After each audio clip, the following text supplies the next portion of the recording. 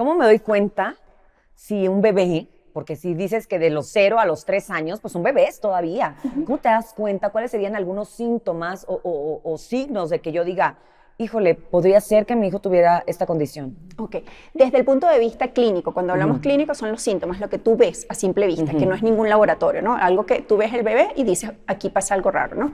Lo primero que tenemos que ver en un bebé es a partir de los 2 meses que empiece con la sonrisa social, ¿no? Okay. Es un bebé que hace una sonrisa social, sus cuidadores principales cuando se le acercan trata de buscarlo, trata de guiarse con sonidos, sonríe ante el estímulo, se emociona cuando escucha la voz del cuidador principal, ya sea de la mamá o cualquier cuidador principal.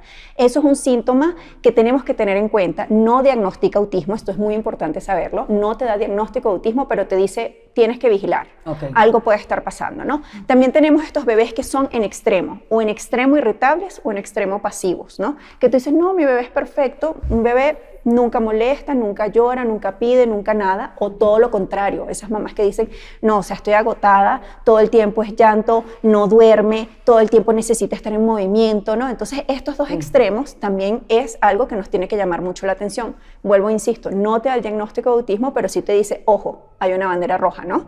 Cuando empieza la parte del balbuceo, las primeras palabras, aquí es donde viene como un punto muy importante que nosotros tenemos que tomar en cuenta, que es aproximadamente a los 18 meses ya debemos tener palabras, ya debemos caminar, ya debemos tener una independencia relativa, ¿no? Entonces, en este momento es donde se evidencia todavía mucho más las fallas a nivel de interacción social, ¿no? Cuando le dicen, no sé, Pedrito, ven, no hay atención al llamado. Cuando le dicen Pedrito, mi amor, o cualquier sobrenombre que le tengan al bebé, no voltea ante el llamado de la madre o ante el llamado de su cuidador principal. Cuando empieza con los juegos de construcción, generalmente son juegos de construcción muy repetitivos, es decir, siempre alinean o apilan o juegan de una misma manera. Como que son muy organizados, sí. Se podría decir, o sea, llamativamente organizados. Esa es la palabra, me encantó la palabra que acabas de decir, llamativamente organizados, que tú dices, pueden jugar van a hacer los niños la fila porque van a entrar al autobús. Ok, está bien, pero cuando tú ves que organiza todos los peluches o por colores, o por tamaños, o por texturas, ¿sabes? O que tú dices que siempre, cada vez que va a jugar, primero los alinea de una forma muy consecutiva, ¿no? Siempre pone primero, por decirte, los marrones, después los rojos y después los verdes. Por poner un ejemplo, y siempre lo hace de forma repetitiva y constante, muy llamativa, ahí tú dices, algo está pasando en este neurodesarrollo, no lo está haciendo de una forma adecuada y tenemos que ver qué es lo que pasa, ¿no? Nada de esto aislado te da un diagnóstico, pero todo esto puntualmente te dice, hay una bandera roja, tenemos que actuar.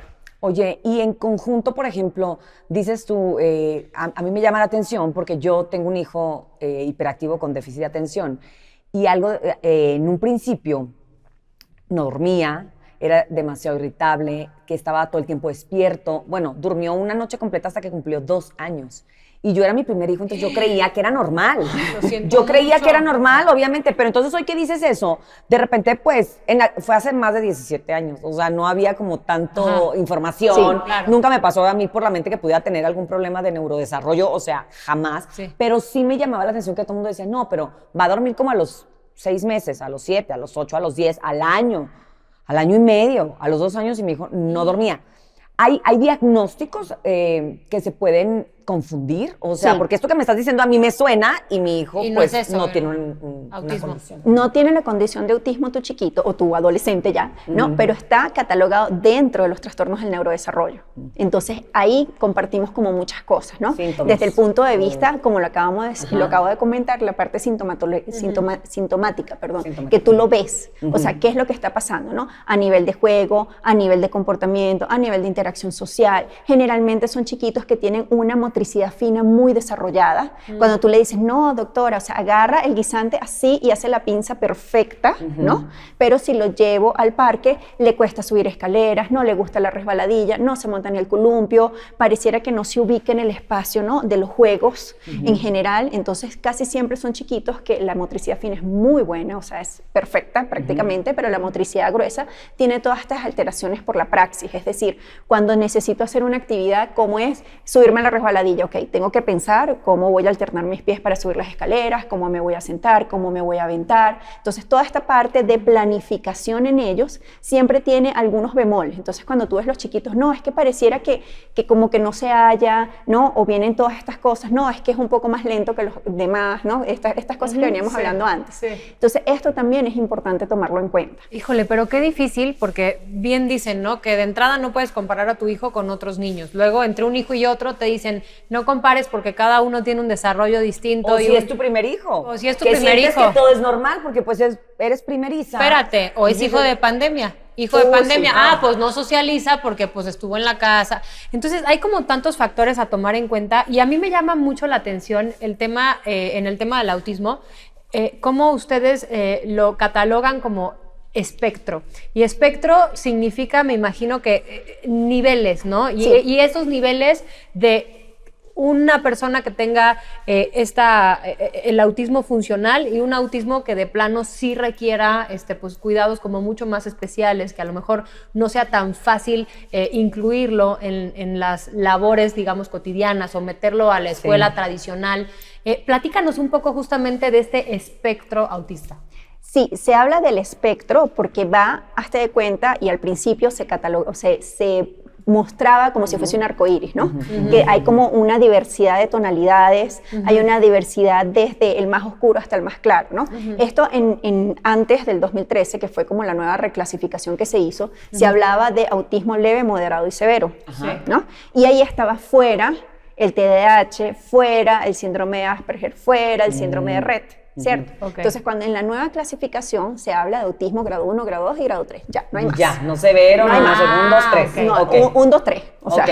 ¿ok? Está Entonces, bien, porque ¿qué? le quitas también carguita. Sí, maravilloso. Más o sea, como sencillo. papá. Claro. Sí, gracias. Sí. Entonces, ¿por qué se habla de espectro, no? Porque tú puedes tener un chiquito en el cual se diagnostica autismo grado 1, ¿no? Que es, digamos, el más leve. ¿Cómo es? Para irlos llevando. ¿Cómo es? Se clasifica de acuerdo al nivel de la intensidad de atención que necesite. Ya. Necesito mucha atención a nivel social, necesito mucha atención a nivel cognitivo, necesito mucha atención a nivel de lenguaje, ¿no? Si necesito mucha atención es el nivel 3, moderada atención, nivel 2, casi no atención, nivel 1. Generalmente los nivel 1 son los que llamaban antes síndrome de Asperger, ¿no? Ok. Que sí necesitan apoyo, pero no lo necesitan en el sitio, es decir, no necesito tener mi tutora en el Exacto. momento.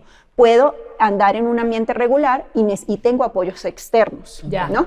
El tipo 2 es que, bueno, necesita como un apoyo ahí entre que constante, pero hay ciertas cosas que me retiro como maestra sombra o como tutora que tú lo puedes hacer. Y el tipo 3 es lo que antes se llamaba autismo severo, que es constantemente para todos sus desenvolvimiento en cualquier área de su vida va a necesitar un apoyo de forma constante.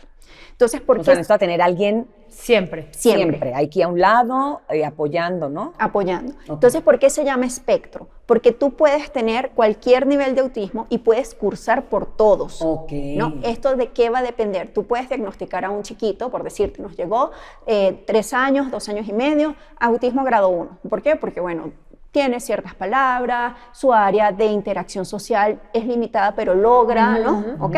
Este chiquito, pongamos el ejemplo, nunca recibió atención, nunca recibió terapia, nunca recibió atención ni médica, ni terapéutica, ni neurológica, ni ningún tipo de atención.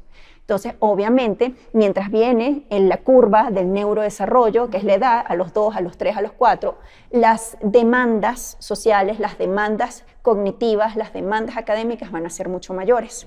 Entonces, las deficiencias que va a tener este niño o la disparidad entre un niño de su edad sin diagnóstico y este chiquito con diagnóstico van a ser todavía mucho más Se va a grandes. disparar. Porque no recibió las atenciones necesarias, no recibió todo este proceso de ayudarlo a madurar y consolidar estas bases para lograr todo lo que necesitamos, que es la parte cognitiva, social, O lenguaje, sea que etcétera. lo que me estás diciendo es que la detección temprana y oportuna es básica y elemental para tratarlo, detenerlo y un poco enseñarle a tu hijo a vivir con esta condición.